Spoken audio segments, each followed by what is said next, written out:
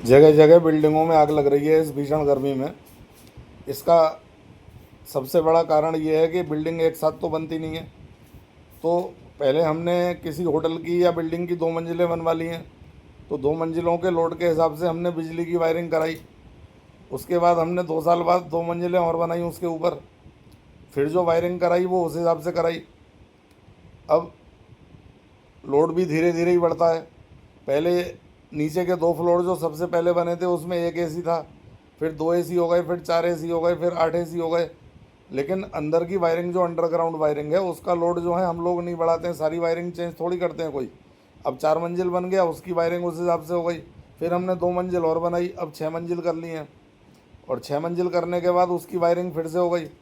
तो लगातार मकान अगर एक ही साथ पूरा बनता है तो बड़े बड़े शॉपिंग मॉल वगैरह आप देखेंगे वो एक साथ ही पूरा कंस्ट्रक्शन होता है। उन्हें पता है कि इतने लोड का तार मुझे डालने हैं, अलग से अपना ट्रांसफार्मर उसी लोड के अनुसार रखवाएंगे।